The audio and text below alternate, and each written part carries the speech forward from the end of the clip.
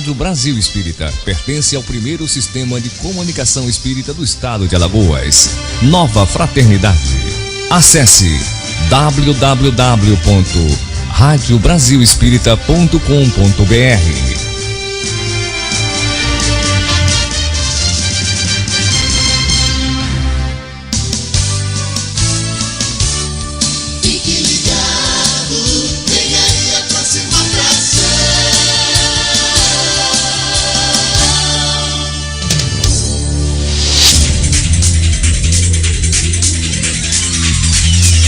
Márcio Eduardo e Olga Miranda comandam a partir de agora, na Rádio Brasil Espírita, Espiritismo em Foco.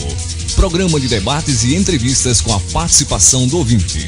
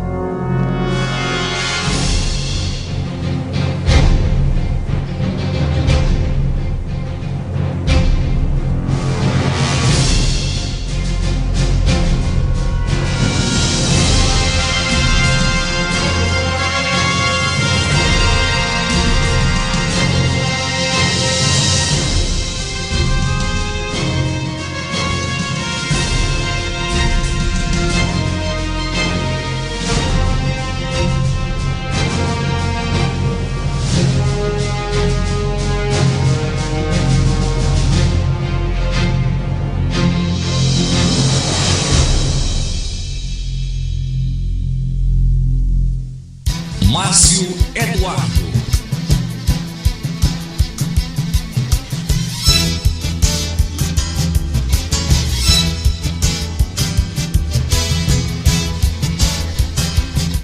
Pois é, gente, a partir de agora, pela Rádio Brasil Espírita, Espiritismo em Foco, programa de debates e entrevistas com a participação do ouvinte. Você que está ligado com a gente em diversas plataformas onde a Rádio Brasil Espírita está, participe com a gente interagindo através do nosso aplicativo e formulando a sua pergunta. Se você ainda não baixou o nosso aplicativo, é bem simples, acesse o Play Store ou o sistema iOS. Nas plataformas estamos chegando a 200 mil aplicativos. Tenha também o seu aplicativo.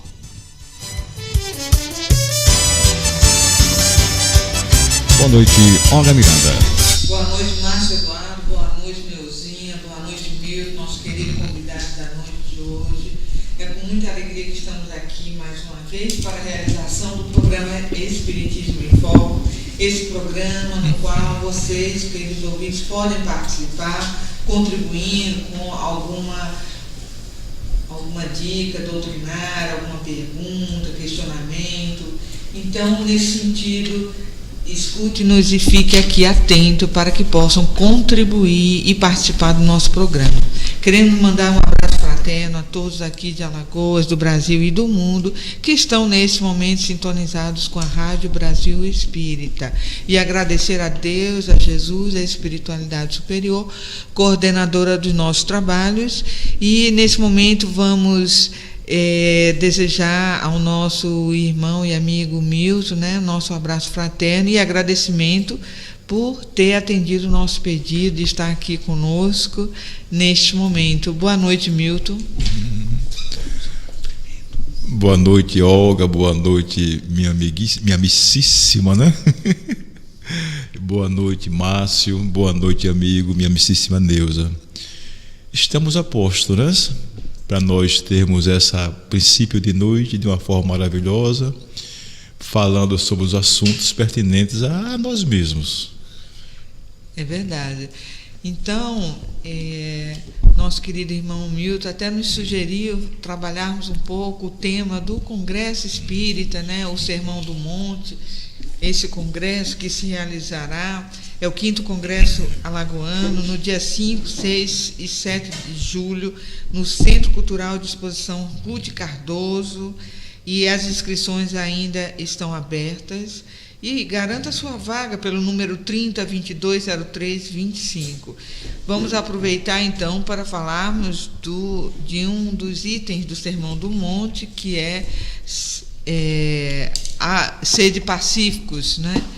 Então, mas antes nós vamos aqui cumprimentar a nossa irmã Neuzinha também, aproveitando, né? Enviando para ela nossas energias positivas de amor e paz, e aos seus familiares também, e bem como aproveitando suas habilidades para solicitar que ela realize a prece de abertura dos trabalhos de hoje à noite. Por favor, Neuzinha. Boa noite a todos, boa noite, Olga, Márcio, Milton. Vamos agradecer a Jesus, o nosso mestre querido, a Deus, nosso Pai de infinito amor e bondade, a permissão concedida para estarmos reunidos mais uma vez realizando este trabalho de luz. Agradecemos a presença da espiritualidade superior que coordena e dirige este programa e que tem nos orientado nas decisões a serem tomadas. Agradecemos a presença do mentor espiritual da Rádio Brasil Espírita, esse espírito amigo da Falante do Bem, que se encontra presente no nosso ambiente, pela proteção, pelo amparo e a inspiração que nos concede. Obrigada, Viana de Carvalho. Permaneça conosco, querido amigo, intuindo-nos nas escolhas, nas nossas reflexões, e desejamos que a paz reine em todos os lares e que estejamos sempre conectados com a luz.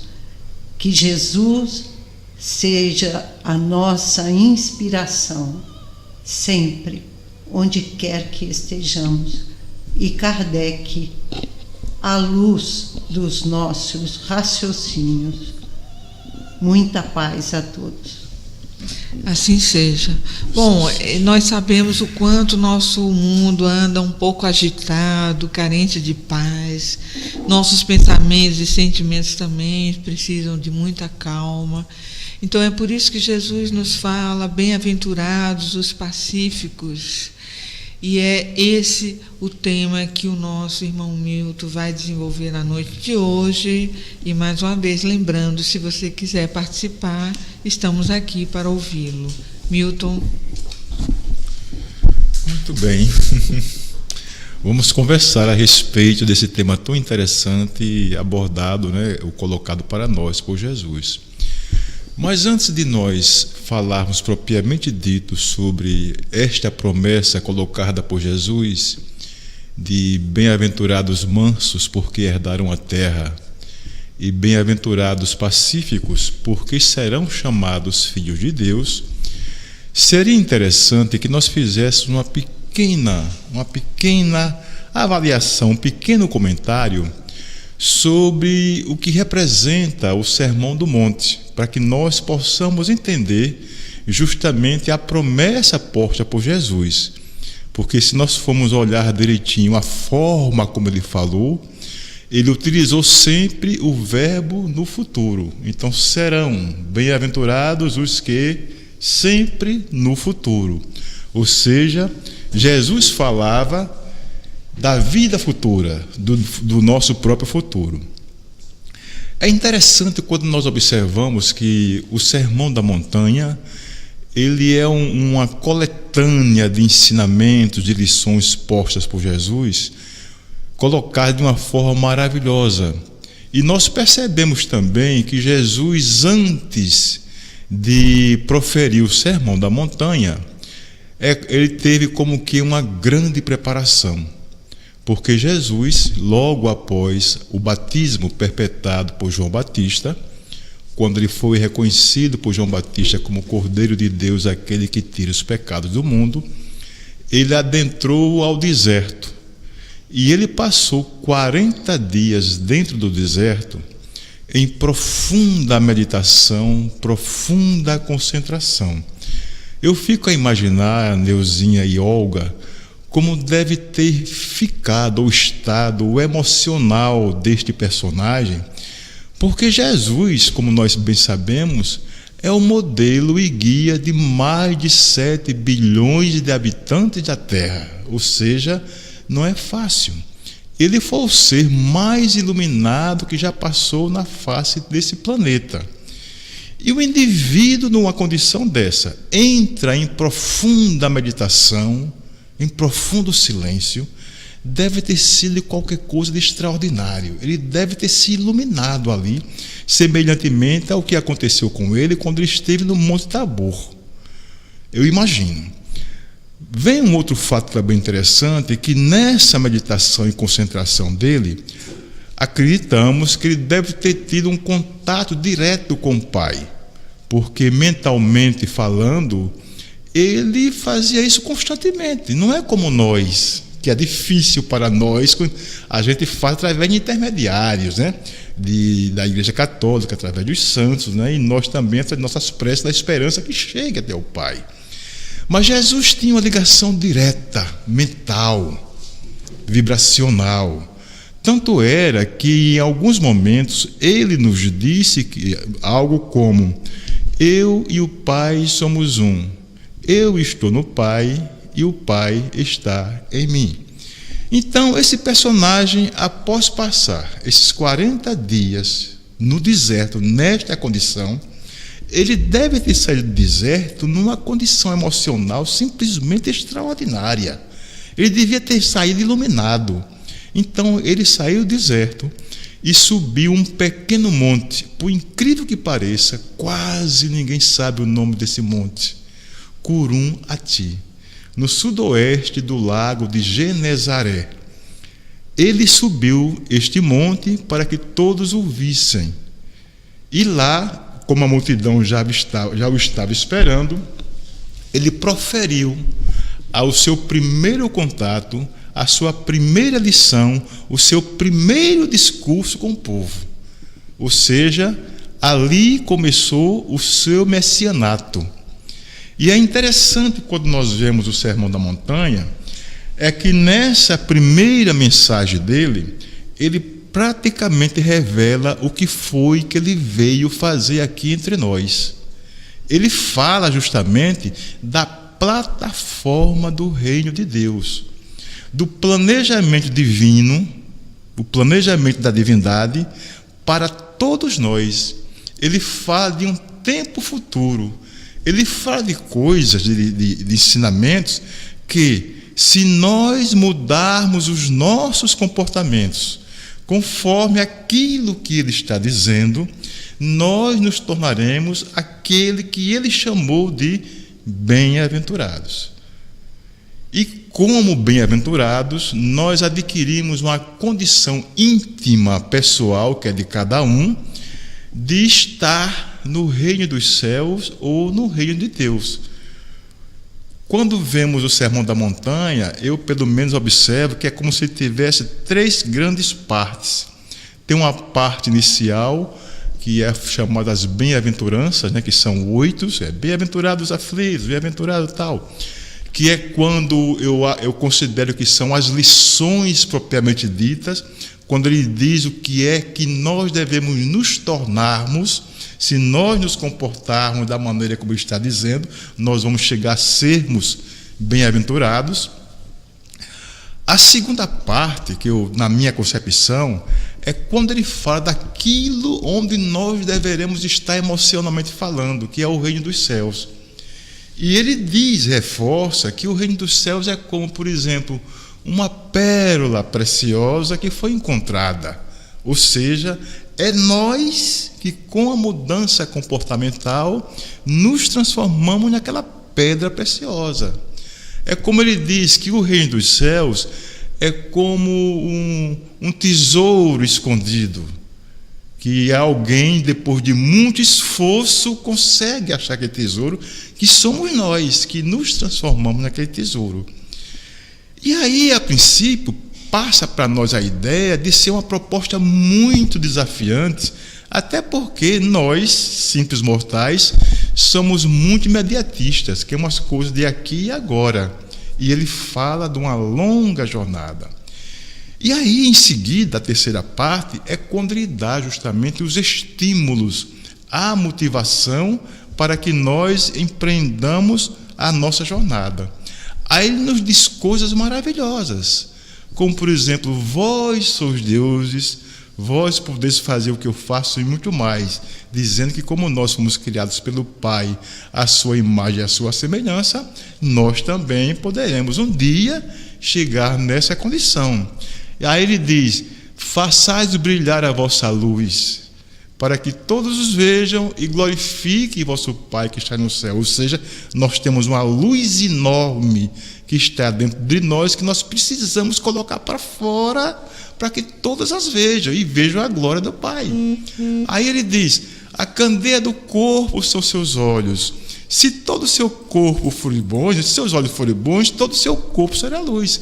Quer dizer, se eu for uma pessoa boa, legal, amiga, logicamente todo o meu corpo também expressará tudo isso. Então nós entendemos que o Sermão da Montanha tem essa característica de transformação. Na realidade, quando nós observamos isso, percebemos que o Sermão da Montanha, ele representa o mais profundo contraste entre os padrões do ser humano comum, profano, normal, e o ideal de um homem transformado. É aquilo que Jesus já dizia também em certo momento, de que é o abandono, né, de velhas práticas que simbolizam o homem velho para o surgimento de novas práticas, novos comportamentos que simbolizam o homem novo em espírito e verdade. E aí nós vemos, puxa, mas será que a gente tem alguém, alguma coisa que a gente possa seguir de modelo? A gente vê, poxa, Paulo de Tarso nos dá um exemplo fantástico a esse respeito do esforço que ele fez para transformar-se naquilo que ele tornou-se. E ele diz, né, eu morro todos os dias, e é por isso que eu vivo. Mas já não sou eu quem vive, mas sim o Cristo que vive em mim. Significando que todos os dias ele fazia um esforço enorme para abandonar velhos comportamentos, velhos hábitos. E a gente sabe que não é fácil, né? O meu exemplo pessoal, eu passei muitos anos como fumante inveterado e depois abandonei o vício do fumo. Mas mesmo 15 ou 17 anos depois, toda vez que ia tomar um cafezinho, ainda sentia o cheiro do cigarro. Não. Ou seja, como não é fácil esse trabalho, não é? Então, você mudar-se, abandonar o homem velho para assumir novos comportamentos baseado nas lições de Jesus. Ou seja, é uma verdadeira cirurgia espiritual que Jesus está propondo com todos nós. Então, nós consideramos que o Sermão da Montanha tem esse propósito. É um trabalho, é uma lição fantástica que Jesus dá para que o homem crístico possa nascer. Não o homem cristão, porque o homem cristão é aquele que lê, que estuda as questões das lições de Jesus. Mas o crístico é aquele que se transforma conforme aquilo que Jesus colocou. Então é preciso que a gente fique mais atento a essas questões, porque tudo que está colocado no Sermão da Montanha é o chamado vir a ser. É de nós nos transformarmos para sermos justamente os bem-aventurados, como muito bem colocou Jesus. E dentro dessa proposta está duas partes que eu acho fantásticas, né? Que é bem-aventurados mansos, porque herdarão a terra, e bem-aventurados pacíficos, porque serão chamados filhos de Deus. É verdade. E você ser manso, ser pacífico, significa que você tem sabedoria, compreensão, resignação perante os acontecimentos de nossa vida, né? Então a gente sabe que nós vivemos numa escola em que passamos por testes, provações constantes, a vida é muito dinâmica e nunca sabemos o que acontecerá amanhã. Então, quando a gente cria uma base sólida em relação aos ensinamentos do Cristo, principalmente exercendo a virtude da paciência, nós vamos obter a paz, que é uma dessas propostas de Jesus, porque quando nós somos pacientes, nós nos tornamos mansos, não nos irritamos, não esbravejamos, não nos revoltamos com as coisas que estão ao nosso redor e conseguimos ter compreensão do limite de cada pessoa.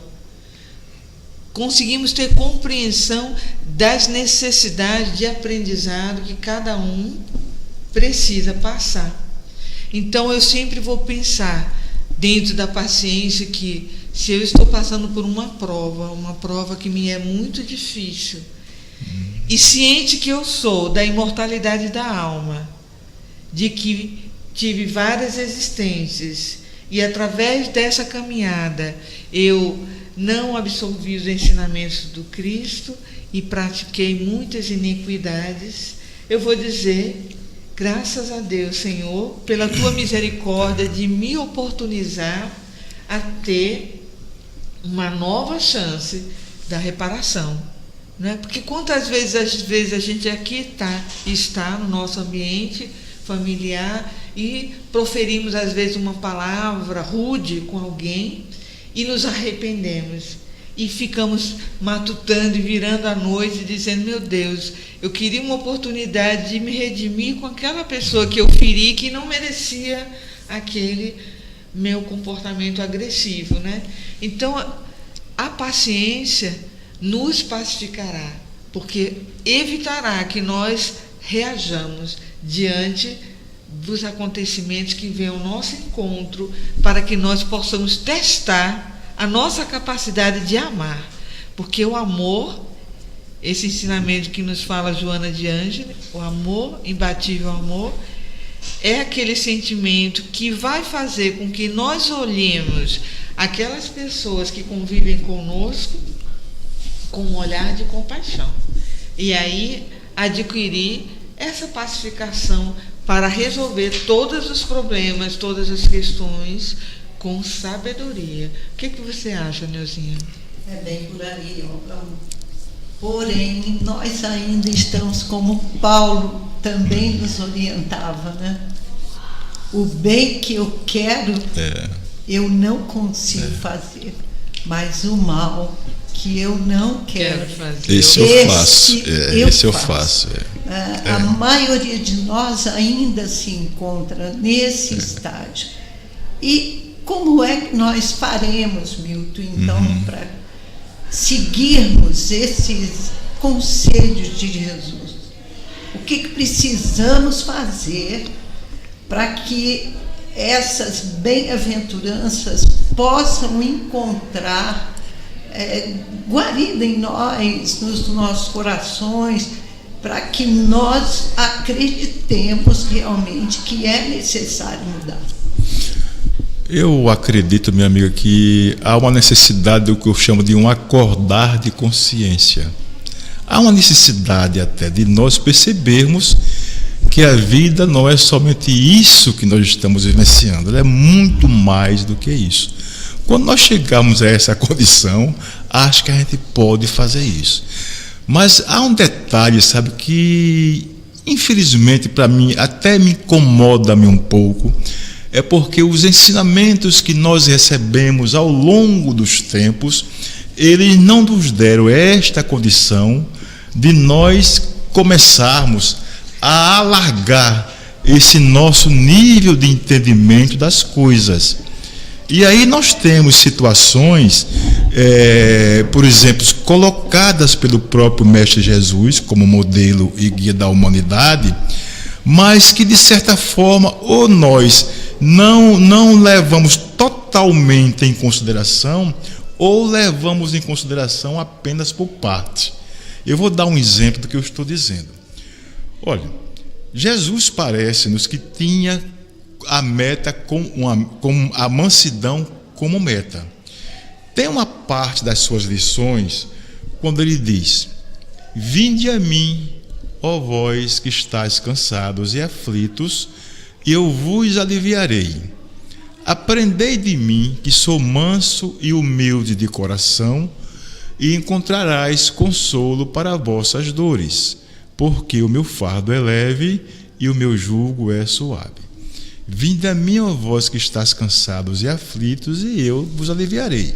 Como nós, a população de uma forma geral, vive sempre em conflitos, em questões, em problemas para serem resolvidos, ela procura Jesus para resolver as suas questões. Só que o ensinamento que nos foi passado limitou-nos apenas a levar em consideração apenas a primeira frase posta por Jesus, que é o vinde a mim, ó vós que estáis cansados e aflitos, e eu vos aliviarei. Nesta condição, nós passamos a possuir ou a ter uma postura mais passiva com relação às questões, ao invés de uma postura ativa, de mudança, de transformação interior. Esquecemos que o que vem depois de Jesus é: aprendei de mim, que sou manso e humilde. Ora, aprender, nós sabemos que já não é uma coisa tão simples. Por quê? Porque aprender existe, eu diria, disciplina, perseverança, boa vontade, querer fazer, esforço. Então, há toda uma questão pessoal que as pessoas têm que utilizar para aprender. E aprender de quem? Do modelo e guia da humanidade, que é Jesus.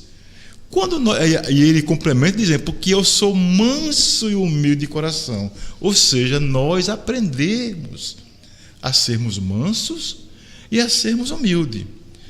Quando nós começarmos a aprender a ser manso e humilde, tranquilamente, por uma questão chamada lei de ação e reação, estímulo-resposta, nós encontraremos consolo para as nossas próprias dores.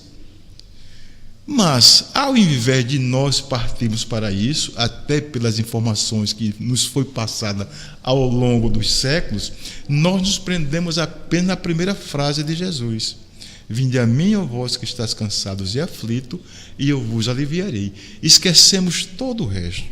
E esquecemos que Jesus, quando esteve entre nós, ele foi um consolador, mas um consolador pelo esclarecimento do ser, que ele não deu peixe para ninguém, ele ensinou as pessoas a pescarem, ele deu autonomia às pessoas para que, baseada nos ensinamentos que ele passou, as próprias pessoas encontrassem resposta para a sua própria situação e elas mesmas se salvassem. Então, quando nós começarmos a abrir a nossa mente para essa forma de pensar, sem sombra de dúvida, nós estaremos caminhando na direção de nós executarmos justamente as bem-aventuranças, como Jesus muito bem colocou, né? Até lá, ainda temos que fazer uma acordar de consciência. É verdade. Eu acho bem interessante que a primeira que ele citou na sua conversação com as pessoas foi bem-aventurados os pobres de espíritos, que é justamente enaltecendo a importância da humildade, porque se nós não tivermos humildade, se nos abordarmos de sabedores de tudo e sem a necessidade do aprendizado, não realmente abriremos nossos olhos para a verdade, porque o mundo possui muitas coisas ainda a serem descobertas ou descortinadas, que existe, mas que ainda existe uma cortina a ser aberta, a ser visualizada, muitas coisas que ainda não tivemos condição, em razão da nossa limitação até física, de enxergar, de ouvir, de saber. Então Jesus enalteceu a importância de sermos humildes e saber que precisamos sim nos esforçarmos para aprender, para conhecer. E para isso temos que ter a nossa mente mais aberta, predisposição para a recepção desse conhecimento que está na própria natureza. Basta que nós possamos visualizar os fenômenos da própria natureza para começar a investigar e confirmar a própria existência de Deus, como a ciência vem aí comprovando. Então, a humildade é essa bem-aventurança muito importante para que a gente possa entender a importância de sermos mansos. Por que seríamos mansos? Quando somos mansos, quando temos o nosso coração pacificado, significa que nós conseguimos perdoar, significa que nós conseguimos entender, que nós conseguimos ter misericórdia, que nós conseguimos amar. E quando nós amamos o outro, nós compreendemos a limitação dos outros e a nossa própria, né? Porque nós estamos visualizando muitas pessoas tristes, muitas pessoas desoladas, sem esperança, porque não estão conseguindo perceber que são luz, que estão precisando apenas de uma lapidação, sem dúvida, não é? De um tratamento para si mesmo, desse religar com Jesus. Mas temos alguma pergunta, Márcio? A Neuzinha quer fazer a pergunta? Pode ser.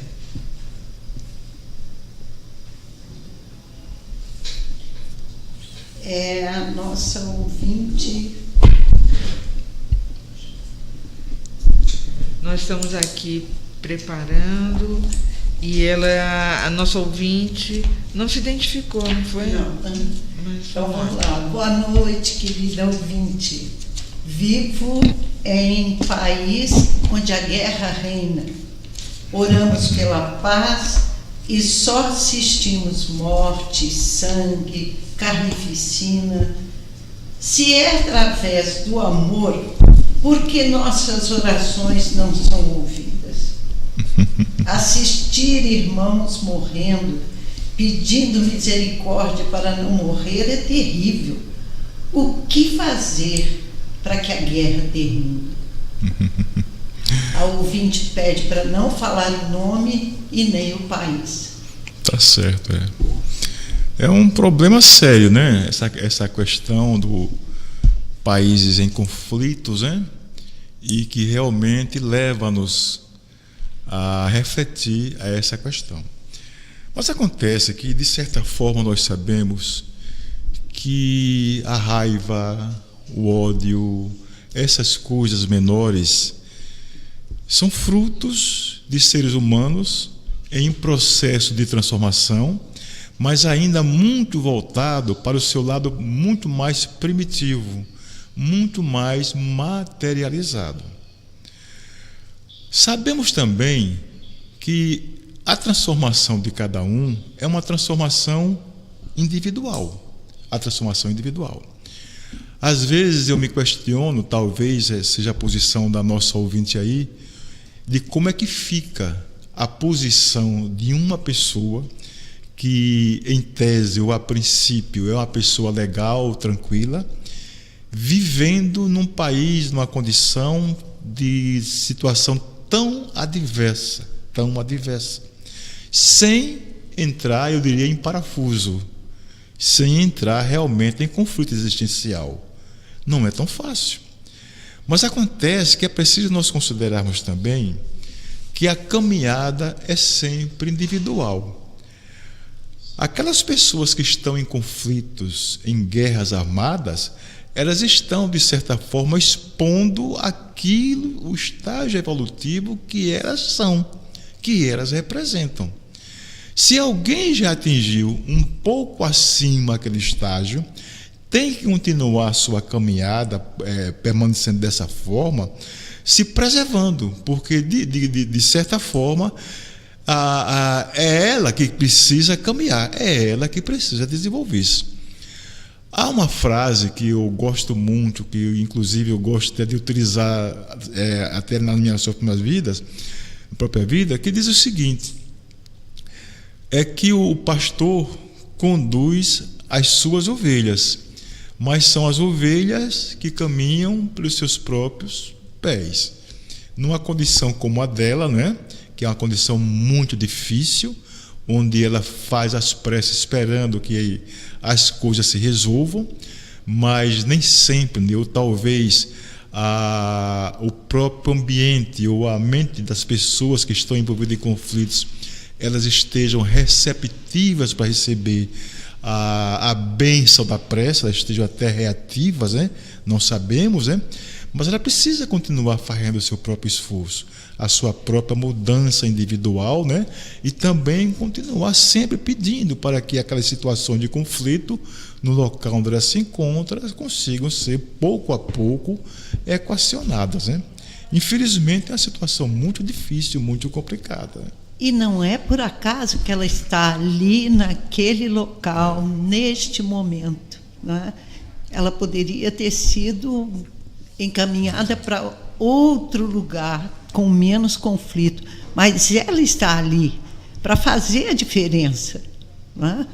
Para dar o testemunho dela exatamente nessa perseverança. É verdade. Nós temos a dizer também que, poxa, sabemos que nos encontramos num mundo de provas e expiações. Em alguns lugares, essas provas elas são bem mais difíceis, bem mais dolorosas, em razão, muitas vezes, da preponderância do egoísmo e da ambição humana, que afetam o desenvolvimento daquele local, das pessoas, e realmente essas pessoas que provocam esses conflitos, geradores de tantas dores, geralmente elas vão sofrer bastante e responder por esse sofrimento que faz o povo sofrer, o ambiente, todas aquelas pessoas que se encontram subjugadas por essa condição.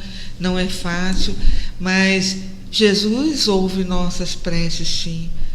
Infelizmente, o ser humano ele é tão duro, muitas vezes, seu coração é tão fechado, que chegou mesmo a crucificar o Mestre, que chegou a fazer tudo aquilo pelo qual Jesus passou, aquele sofrimento, aquela dor, e a própria mãe de Jesus teve que ver o seu filho naquela condição. Então, o que ele nos ensinou, minha irmã, foi que nós não perdêssemos a esperança. E nos falava muito que o reino, né, dele não era desse mundo. E realmente a felicidade ela não é ainda desse mundo, desse plano em que nós nos encontramos, mas que nós podemos perseverar nessa oração, perseverar de que não estamos sozinhos, Jesus está no comando, e que após essa longa tempestade na qual você se encontra imersa nesse momento, virá a calma, né? Virá o aprendizado, e sempre acompanhado de momentos muito mais saudáveis, muito mais promissores, e é isso que nós esperamos e desejamos a você, e aconselhamos principalmente que, se puder, continue fazendo o Evangelho no lar, contribuindo em pensamento e em sentimento para melhorar a atmosfera existente ao redor desse local em que você se encontra nesse momento. E é como a Neuzinha diz, você é talvez aquela pessoa que está dando a sustentação a algumas pessoas, fortalecendo, encorajando, concedendo esperança, acendendo essa luz para que possam sair da condição em que se encontram. Então, que Jesus abençoe você e a todos os irmãos que se encontram nesse espaço, nesse momento, nos escutando, para que a gente possa mesmo entender que, através dos sentimentos e dos pensamentos, nós podemos contribuir para a profilaxia do ambiente que nós vivemos, gerando um pouco de paz, pelo menos no limitado espaço em que nos encontramos. O que você acha, Milton? Vocês foram felizes na abordagem de vocês. Eu queria só complementar com um momento vivenciado por Jesus, um momento também de violência, que foi o momento em que ele estava reunido com os discípulos, e ele então narrou para os discípulos o que iria acontecer com ele daqui mais algumas horas, quando ele seria preso, e a partir daí se desenrolava todo o seu martírio. E após ele falar do que ele iria vivenciar, Pedro, sempre o mais afoito, saiu em defesa do mestre e disse que ele não permitiria em hipótese alguma que alguém machucasse o mestre, e que se chegasse a machucar o mestre, ele poderia até pegar da sua própria espada para sair em defesa do mestre. E o mestre então olhou para Pedro e disse: Pedro, o homem é mais frágil do que perverso. O homem é mais frágil do que perverso. Ainda hoje tu passarás por situações semelhantes.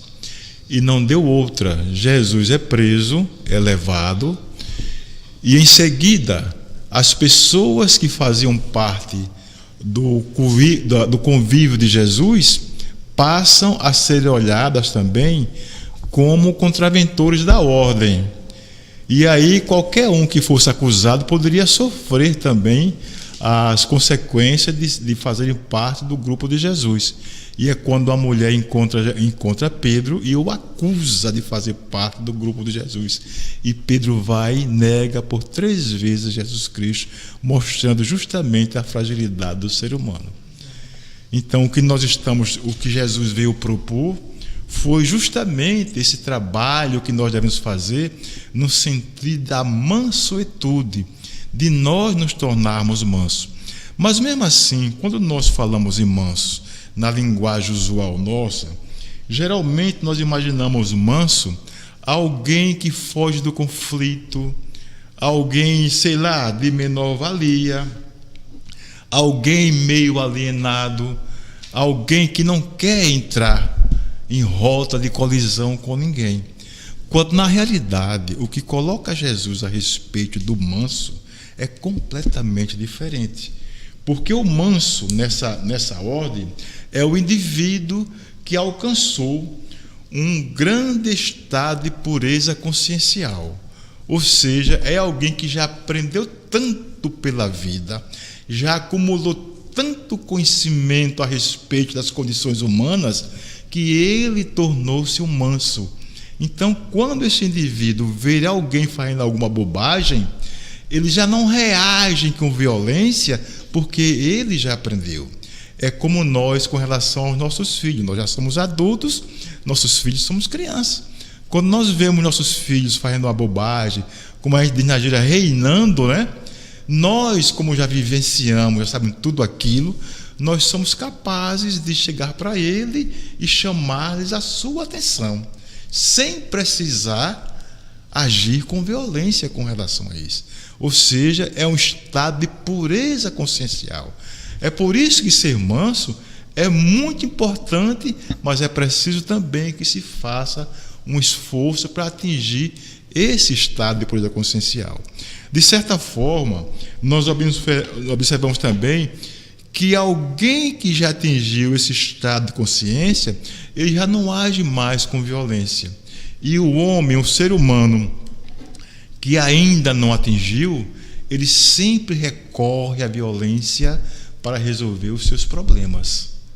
Quando nós vemos alguém, veja aí, a nossa comunidade está cheia disso, de pessoas que só sabem resolver os seus conflitos através da violência, não são capazes de enxergar uma outra saída que não seja por violência. Infelizmente, mas nós estamos caminhando para mudarmos, E com esse comportamento, nos parece também que a violência está imperando na Terra, que os violentos são os senhores.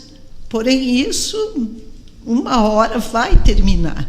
À medida que os homens forem se esclarecendo, se apaziguando, se acalmando, ficarem mais esclarecidos, vão desaparecer esses atos violentos. E aí, minha amiga, pouco a pouco, nós vamos caminhando para que a promessa do Cristo se realize. Exatamente. Ele disse que os mansos herdarão a terra. Então, no futuro, não sabemos quando esse mundo nosso planeta, será um mundo melhorado, com pessoas mais honestas, pessoas francas, pessoas solidárias, pessoas que respeitem as diferenças, pessoas que não são preconceituosas. Então, todos esses valores que hoje nós temos enorme dificuldade de apregoar por aí, convencer as pessoas a fazer, isso será coisa natural, porque o mundo estará totalmente transformado. E aí aparecerá realmente o que foi dito por Jesus, o reino de Deus na terra, né? É isso, amigos. Nós temos aqui uma pergunta do Adriano, de Maceió. Acredito que parte dela já foi respondida, mas vamos ler, que a gente pode dar ênfase, né, ao que ele está falando. Vamos pedir a Neuzinha aqui para fazer. Boa noite, Adriano. Mas Jesus lhe ordenou: embainha a tua espada, pois todos os que lançam mão da espada, pela espada morrerão. Peço uma explicação espírita sobre este versículo de Mateus 26, 52. É uma aplicação daquilo que nós chamamos de leis naturais, leis divinas, lei de ação e reação, estímulo e resposta. De certa forma, nós vivemos num mundo de consequências. Tudo que nós fazemos, logicamente, tem consequências. Sabemos também, até pela nossa própria caminhada, que quando nós agimos mal com alguém, como somos grosseiros, somos mal educados, a tendência é que a reação seja semelhantemente àquilo que eu fiz. Mas quando eu, na minha caminhada normal, no meu dia a dia, eu me comporto bem, sou uma pessoa amigável, trato bem as pessoas, a tendência é que com quem eu trato, os demais, também tenham um comportamento semelhante ao meu.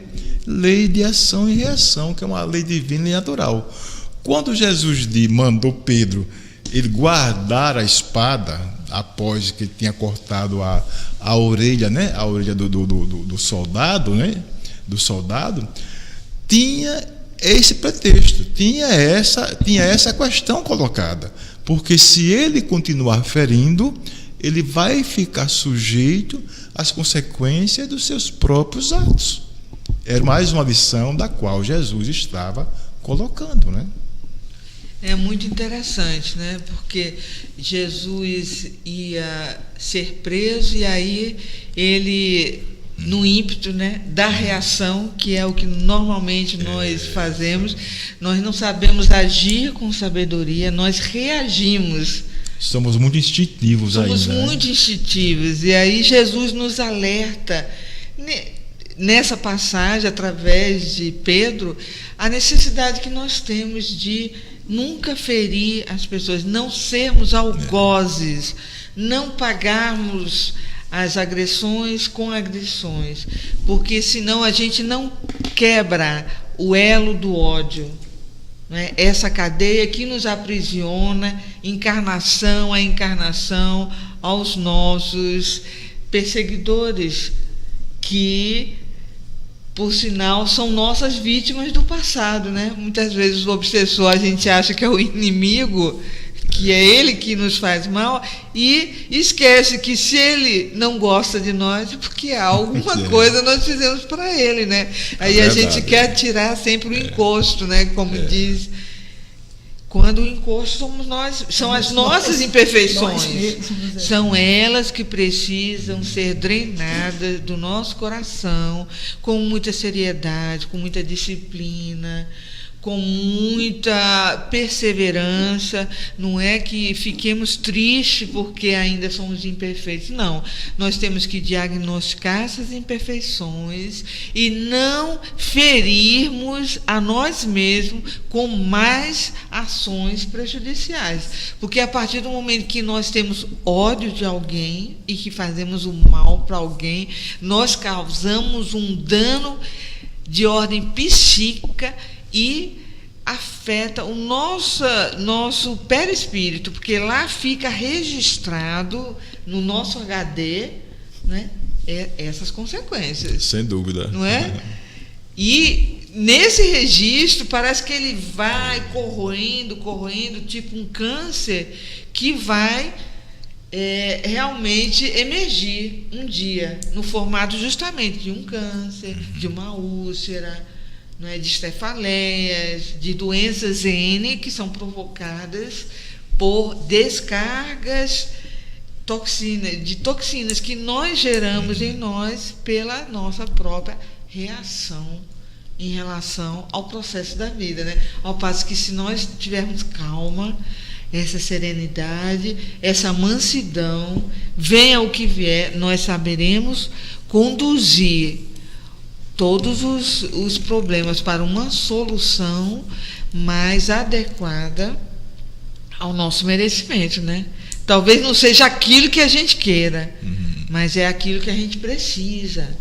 Então, sabemos que neste momento muitos ouvintes nos escutam, muitas mãezinhas que estão com seus filhos com problemas, com dificuldade, às vezes problema de saúde, às vezes problema com vício, são maridos, e N problemas que existem na humanidade, e esses conflitos de guerra também, e pensamos assim, o quanto nós somos causadores de tudo isso e quanto também nós podemos reverter essa situação todos juntos, fazendo uma corrente fluídica de amor, de pensamentos construtivos, para abraçar neste momento todas as pessoas que estão em dificuldade, para fortalecê-las, para gerar esperança, para iluminar os corações. Então é isso que Jesus espera de nós, que sejamos, no local em que nos encontramos, nas dificuldades em que nos encontramos,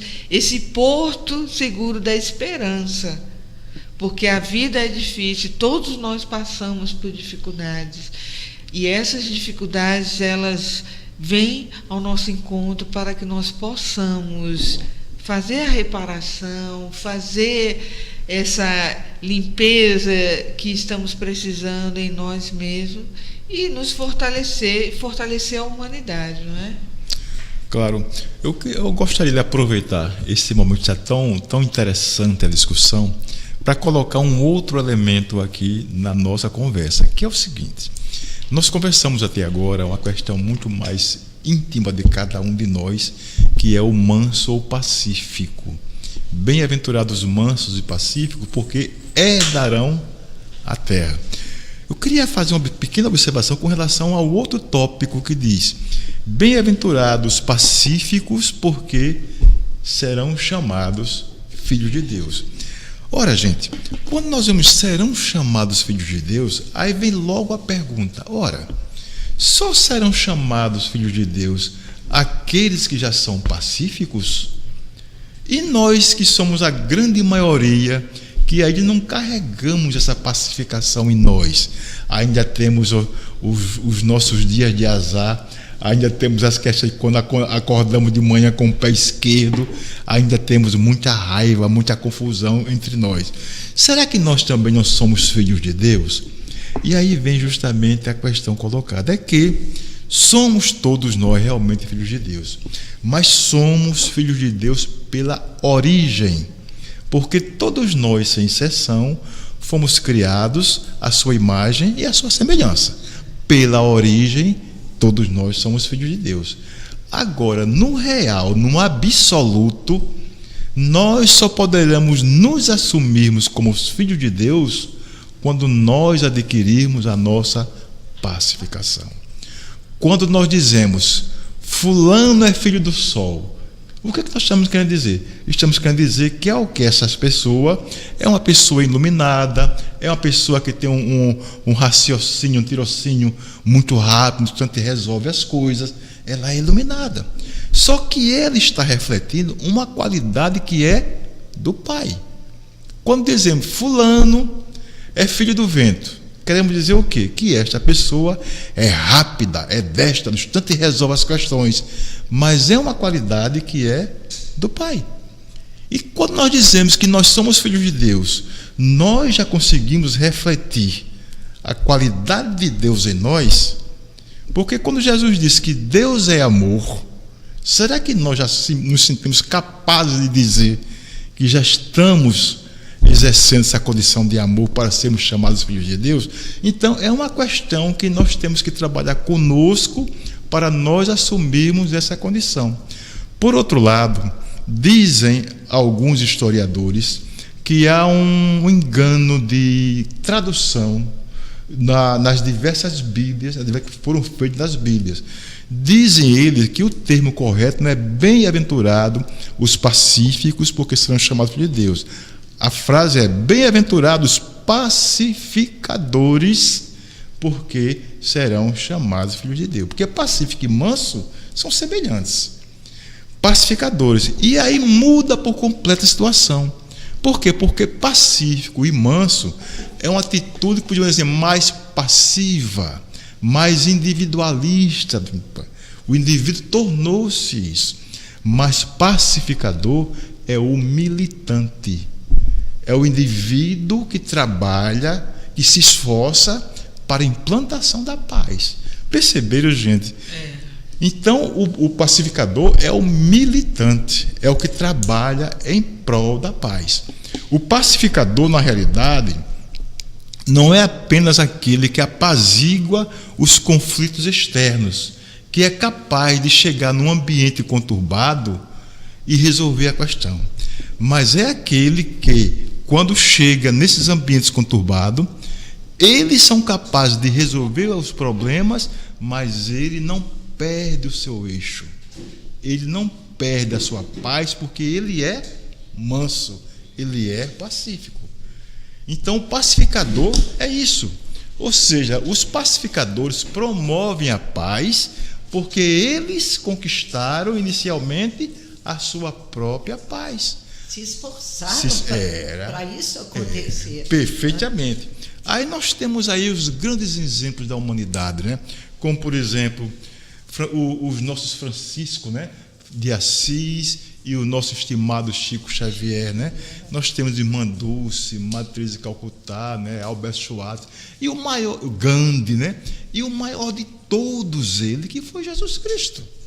Todos foram mansos, pacíficos e pacificadores. Jesus morreu pela pacificação, como um grande ativista da paz. Grande ativista da paz. Então é preciso que nós também acordemos para essa questão. Quando nós conseguimos a nossa pacificação, a nossa própria pacificação, nós passamos a ser também pacificador. É muito interessante. Eu me lembrando da primeira pergunta que Neuzinha falou, como é que a gente consegue adquirir essa paz?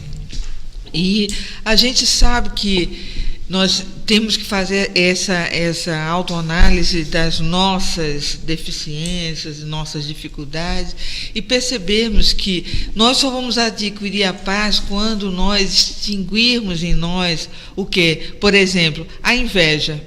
Porque se eu tenho inveja do Milton, né? Por exemplo, o Milton está com uma camisa linda aqui, preta, né? Com as bordas azuis e brancas.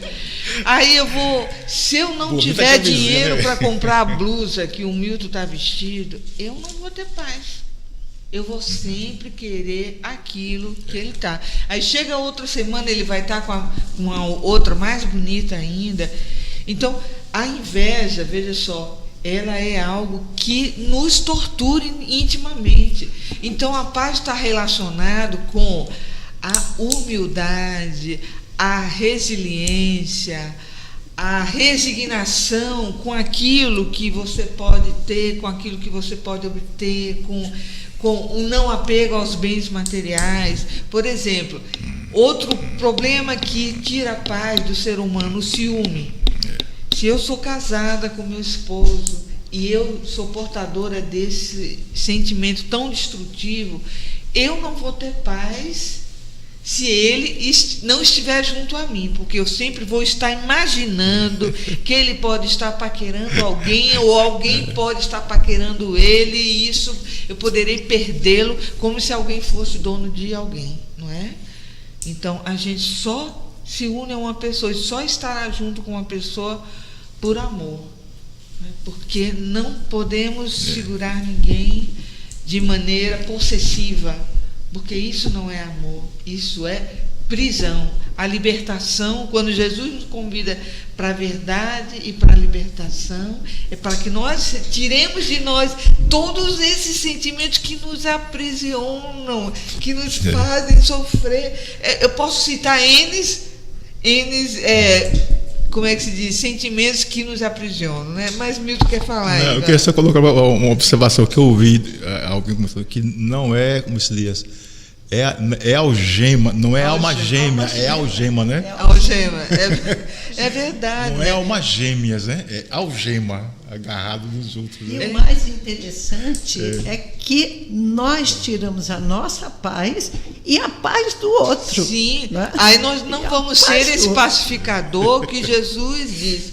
Se fores pacificadores, será, né? Obterá tudo o que você quiser, encontrará Deus em você mesmo, você estará mais feliz, mais realizado, e nós, seres mortais, estamos sempre buscando algo para atrapalhar a nossa pacificação, não é? Então, veja só, tem outros sentimentos, né? Eu falei aí da inveja, eu falei do ciúme, mas tem sentimento pior do que o da ambição, Milton. A ambição que nos leva a cometer atos desproporcionais para derrubar um amigo que está num cargo, ou para adquirir o poder a qualquer custo, ou para corromper e retirar da sociedade os benefícios que poderiam ser convertidos para ela, tão somente porque eu tenho a ambição de ser rico, de ser poderoso, de ser um grande, né, reconhecido pela nossa sociedade.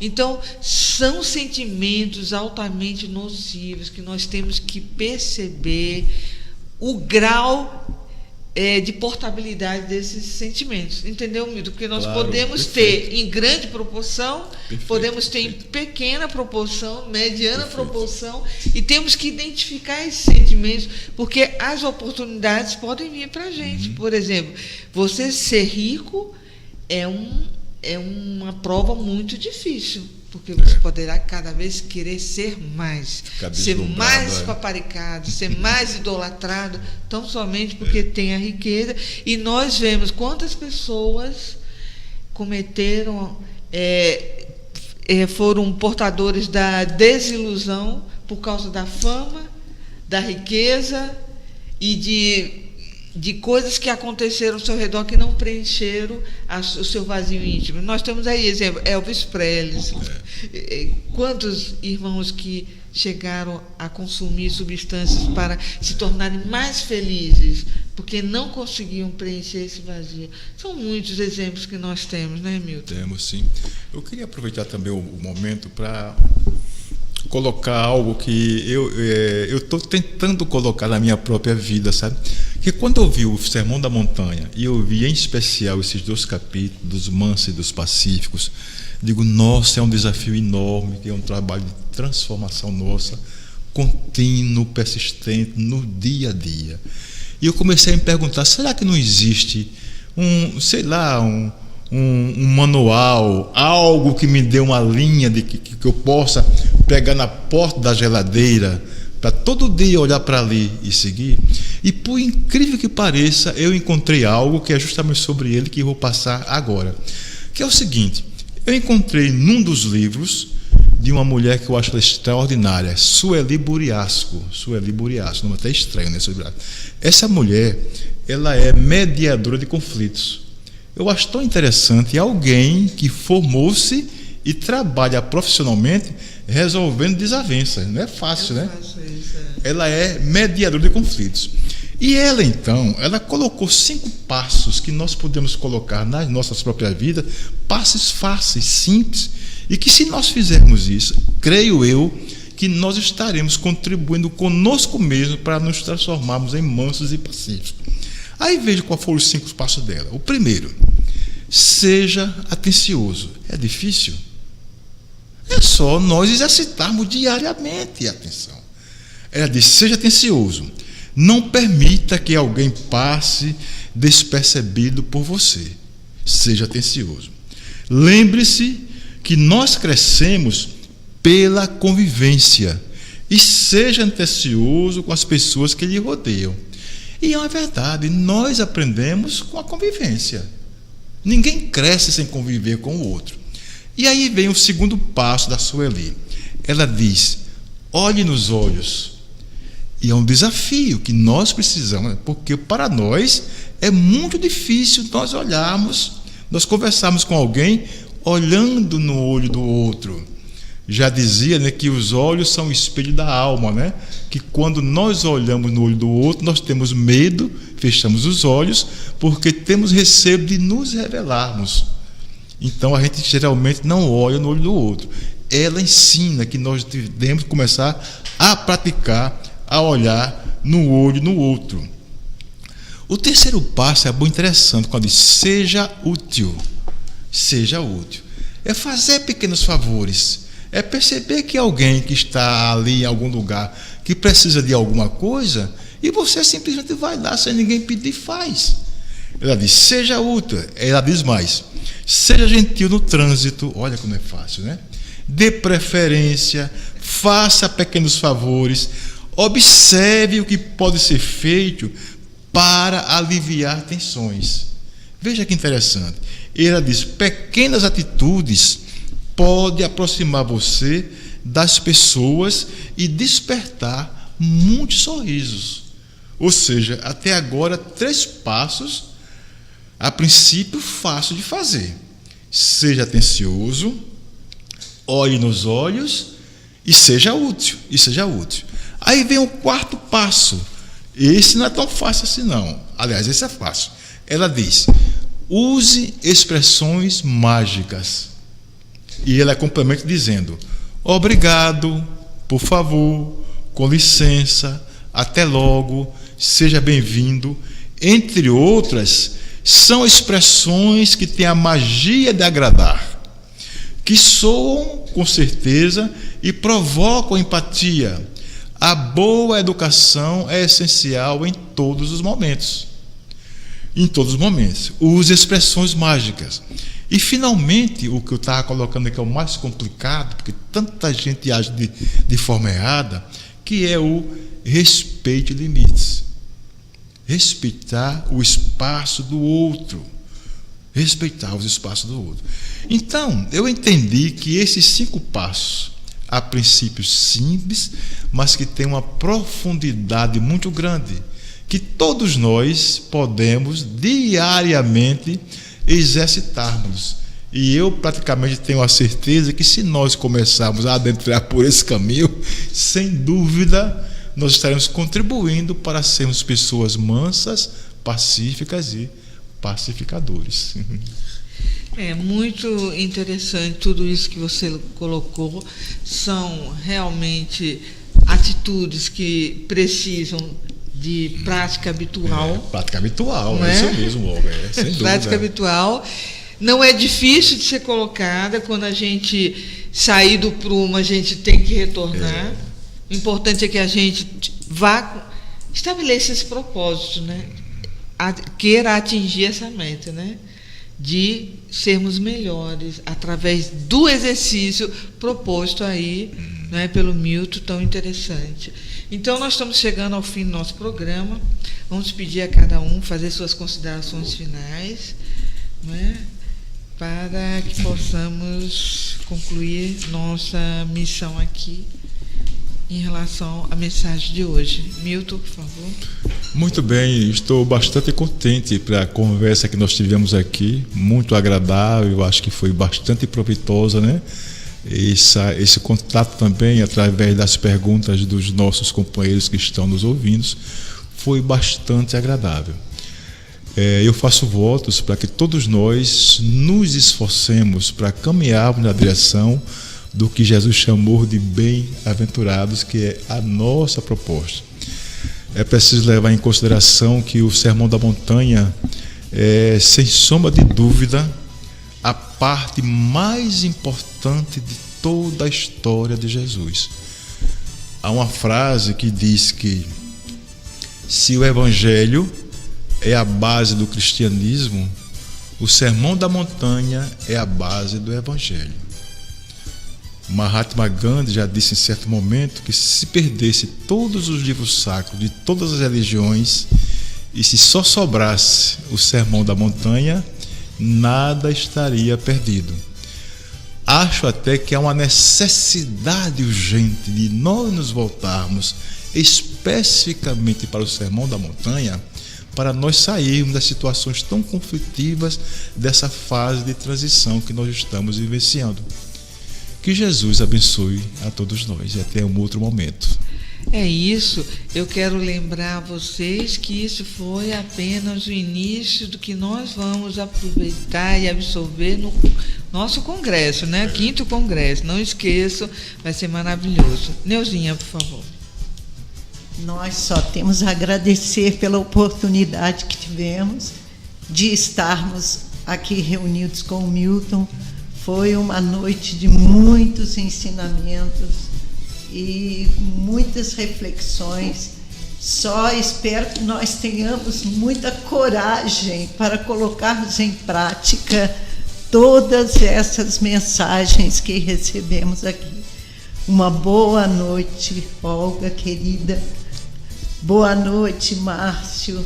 Muito grata pelo seu trabalho, pela RBE. Que Jesus o abençoe. Boa noite, Milton. Foi um prazer imenso estar aqui bebendo desses ensinamentos maravilhosos. Esperamos que você volte muitas vezes. Sem dúvida. Um beijo grande para os nossos ouvintes de Maceió, em especial para minha amiga Sueli, que está lá ligada conosco. Todos os nossos programas ela assiste. Um beijo, minha querida. Continue nos prestigiando com a sua audiência. Um abraço para os ouvintes de Resende, de Barra Mansa, lá no Rio de Janeiro, a Zulmira, a Sueli, o Luiz Carlos, da Cruzada dos Militares Espíritas. Uma boa noite, queridos ouvintes da RBE. Obrigada pela participação, pela audiência, obrigada pelo carinho. E lembremos-nos sempre, Jesus espera que façamos brilhar a nossa luz.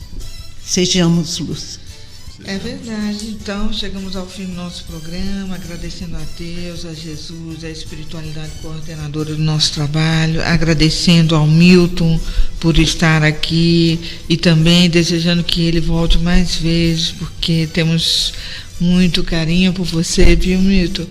Agradecemos ao Márcio que está aí no comando, a Neuzinha também, que é minha amiga, parceira aqui na rádio e está substituindo o nosso saudoso amigo Divanildo Pedro, que carinhosamente sempre esteve conosco e continua, com certeza, não é?